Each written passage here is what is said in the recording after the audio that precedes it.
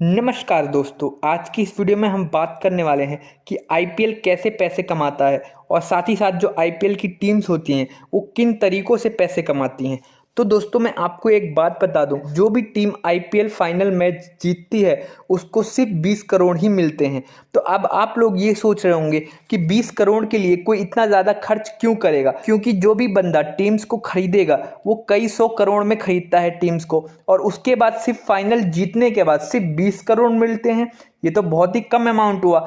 हम लोगों के लिए ये ज़्यादा अमाउंट हो सकता है, लेकिन जिस टूर्नामेंट में टीम्स को खरीदने के लिए कई सौ करोड़ रुपए देने पड़ते हैं, उस टूर्नामेंट में सिर्फ 20 करोड़ बहुत छोटा अमाउंट होता है। तो दोस्तों आज की इस वीडियो में मैं आईपीएल बिजनेस मॉडल के बारे में बात करूंगा कि आईपीएल किन किन तरीकों से पैसे कमाता है और आईपीएल टीम्स कैसे पैसे कमाती हैं। तो दोस्तों वीडियो में आगे बढ़ने से पहले मैं चाहूंगा आप मेरे इस चैनल को सब्सक्राइब कर दो, ताकि मैं मोटिवेट हो सकूं आप लोगों के लिए और भी अच्छी अच्छी और बेहतरीन वीडियो बनाने के लिए। तो दोस्तों वीडियो में आगे बढ़ते हैं। तो दोस्तों क्या आप लोगों को पता है कि आईपीएल 2023 के ऑक्शन में सैम करन सबसे महंगे खिलाड़ी साबित हुए और वो 18.5 करोड़ में बिके। उसी तरह हार्दिक पांड्या 15 करोड़ में बिके और ईशान किशन 12 करोड़ में बिके।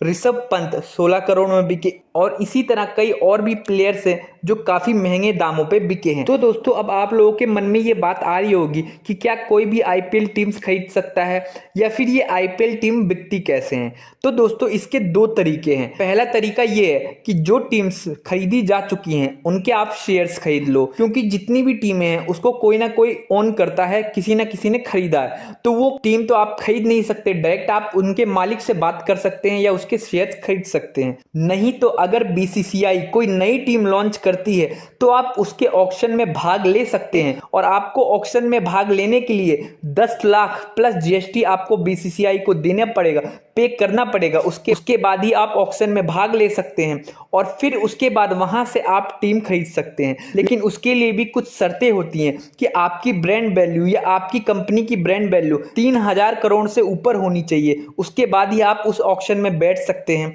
और भी कई सारे रूल होते हैं, क्योंकि ऐसा इसलिए होता है क्योंकि जो टीम्स होती हैं वो काफ़ी ज़्यादा महंगी होती हैं और उसके बाद प्लेयर्स को भी खरीदना पड़ता है, उनका सारा खर्चा उठाना पड़ता है प्लेयर्स का। तो उसके लिए आपके पास पैसे तो होने चाहिए। जब आप दिखा पाओगे कि हाँ हमारे पास इतने हजार करोड़ हैं, तभी आपको उस ऑक्शन में बैठने का मौका मिलेगा। तो दोस्तों अब आप लोगों के मन में ये बात और आती होगी कि अगर मैं क्रिकेट खेलता हूं या फिर स्टेट लेवल पे क्रिकेट खेलता हूं तो क्या मैं आईपीएल खेल सकता हूं। तो दोस्तों इसके लिए कुछ प्रोसेस होते हैं, कुछ रूल्स होते हैं। पहला रूल ये है कि अगर आप आईपीएल खेलना चाहते हो तो अगर आपने टीम इंडिया की तरफ से एक भी मैच खेला है तो आप एलिजिबल हो जाते हो आईपीएल खेलने के लिए। पहली चीज ये। और दूसरा रूल ये होता है कि हर स्टेट की एक टीम होती है और हर स्टेट अपनी उन टीमों में से जो सबसे अच्छे खिलाड़ी हैं उनको आईपीएल ऑक्शन के लिए भेजती हैं। ऐसे कर करके जितने भी स्टेट हैं उनमें कुछ प्लेयर जो अच्छे होते हैं वो आईपीएल ऑक्शन के लिए जाते हैं, और फिर उसके बाद उस ऑक्शन में जिन प्लेयर्स को लोग खरीद लेते हैं, टीमें खरीद लेती हैं, वो जाके फिर आईपीएल खेलते हैं फाइनली। उसी तरह ऐसे ही जो हार्दिक पांड्या हैं वो ऐसे ही निकल के आए हैं और आज इतने बड़े प्लेयर बन पाए हैं। तो दोस्तों फाइनली अब हम ये बात कर लेते हैं कि आईपीएल जो लीग है वो पैसे कैसे कमाती है। तो मैं आपको एक बात बता दूं कि आईपीएल को बीसीसीआई ही ओन करती है, बीसीसीआई द्वारा ही चलाया जाता है। तो दोस्तों जब भी बड़े बड़े बिजनेसमैन अपनी टीम्स खरीदने के लिए आती हैं तो वो कुछ पैसे पे करती हैं। जैसे हर टीम का अलग अलग रेट होता है, 200 करोड़, 400 करोड़, 500 करोड़।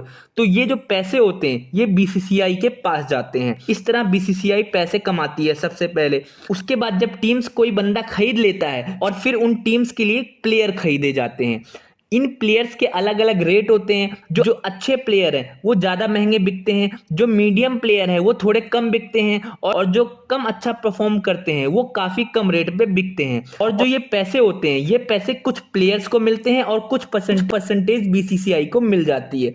सबसे पहले ये चीज़ क्लियर होगी।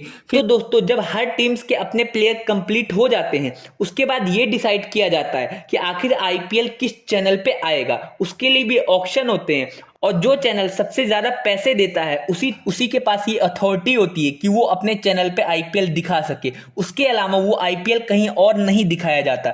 जैसे कि 2008 से लेके 2017 तक सोनी के पास ये राइट्स थे कि वो आईपीएल को दिखाए। सोनी ने ये राइट्स 10 सालों के लिए 8,200 करोड़ में खरीदे थे। उसके बाद 2018 से 2022 तक स्टार इंडिया ने 16,347 करोड़ में ये राइट्स खरीदे कि उनके चैनल पे ये आईपीएल दिखाए जाए। तो दोस्तों जो ये राइट्स के पैसे होते हैं, तो दोस्तों जो ये चैनल ब्रॉडकास्टिंग राइट खरीदते हैं, इनका जो 50% होता है वो बीसीसीआई के पास जाता है और 50% आईपीएल टीम्स के पास जाता है। तो दोस्तों मतलब आधा आधा डिवाइड हो जाता है। इस तरह टीम्स भी पैसे कमा लेती हैं और बीसीसीआई भी पैसे कमा लेता है। तो दोस्तों अब आप लोगों के मन में ये बात आ रही होगी कि जो ये चैनल्स होते हैं इतने ज्यादा पैसे क्यों पे करते हैं अपने चैनल पे आईपीएल को दिखाने के लिए। तो मैं आपको एक बात बता दूं कि आईपीएल के टाइम पे जो टीवी पे एड्स आते हैं, अगर आपको आईपीएल के टाइम पे टीवी पे एक ऐड दिखाना है वो भी 10 सेकंड का, तो उसके लिए आपको 15 से 20 लाख देने पड़ेंगे।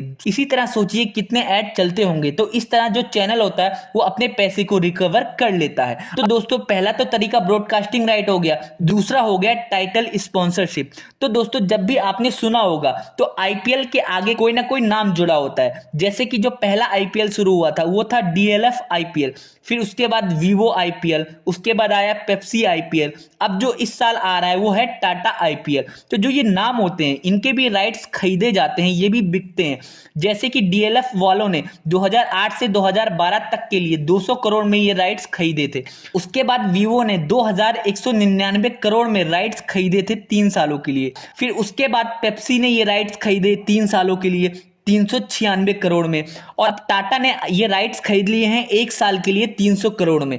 तो दोस्तों जो ये टाइटल स्पॉन्सरशिप होती है इसमें 60% तो बीसीसीआई ले लेता है और 40% सारी टीम्स में डिवाइड हो जाता है। इस तरीके से भी आईपीएल की टीमें और आईपीएल पैसे कमाता है। इसके अलावा और भी कई तरीके होते हैं पैसे कमाने के, जैसे कि हर टीम कुछ ना कुछ मैचेस अपने होम ग्राउंड पे खेलती है। तो जो वो टिकट के पैसे होते हैं 80% तो होम ग्राउंड वाली टीम को मिल जाते हैं, और जो बचे हुए परसेंटेज होती है वो जो स्टेडियम होते हैं और वहां की अथॉरिटी होती है उनको मिल जाती है। इस तरीके से भी टीम्स पैसे कमाती हैं।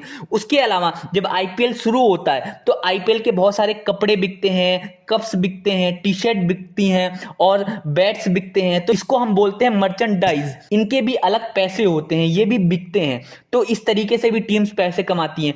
साथ ही साथ आप लोगों ने देखा होगा जितनी भी टीम्स होती हैं उनके टी शर्ट पे बहुत सारे ब्रांड के नाम लिखे होते हैं, उनके हेलमेट पे नाम लिखे होते हैं, उनके बैट्स पे नाम लिखे होते हैं, यहां तक कि स्टंप्स जो होती हैं उन पे भी नाम लिखे होते हैं। जो चारों तरफ बाउंड्रीज लगी होती है उन पे भी किसी ना किसी कंपनी का नाम लिखा होता है। इन सब का पैसा होता है। तो आप अंदाजा लगा सकते हैं कि आईपीएल कहां कहां से और किन किन तरीकों से पैसे कमाती है। और साथ ही साथ लास्ट में हर एक टीम जो जीतती है तो उसकी एक ब्रांड वैल्यू बनती है। जैसे कि जो चेन्नई है उसकी ब्रांड वैल्यू 4,000 करोड़ से भी ज्यादा है। इसी तरीके से जो टीम मैच जीतती है उसको 20 करोड़ मिलते हैं। इसमें 20 करोड़ तो ज्यादा पैसे नहीं है, लेकिन जो उसके बाद ब्रांड वैल्यू बनती है वो बहुत ज्यादा बनती है। तो दोस्तों इस तरीके से अलग अलग नए नए तरीके होते हैं पैसे कमाने के। इसके अलावा आईपीएल के टाइम पे जो प्लेयर्स होते हैं वो बहुत सारे ऐड करते हैं। जो ये टीम्स के मालिक होते हैं वो भी इन प्लेयर से बहुत सारे ऐड करवाते हैं, उनसे भी ये पैसे कमाते हैं। इस तरीके से लाखों तरीके हैं पैसे कमाने के। तो दोस्तों उम्मीद करता हूं आपको ये सारी चीजें समझ आई। अगर वीडियो में कुछ मिस हो गया है तो आप नीचे कमेंट कर सकते हैं, मैं रिप्लाई करने की कोशिश करूंगा। साथ ही साथ जाते जाते इस चैनल को सब्सक्राइब कर दो और वीडियो को लाइक कर दो ताकि मैं मोटिवेट हो सकूं आप लोगों के लिए और भी अच्छी अच्छी और बेहतरीन वीडियो बनाने के लिए। वीडियो देखने के लिए आपका बहुत बहुत शुक्रिया।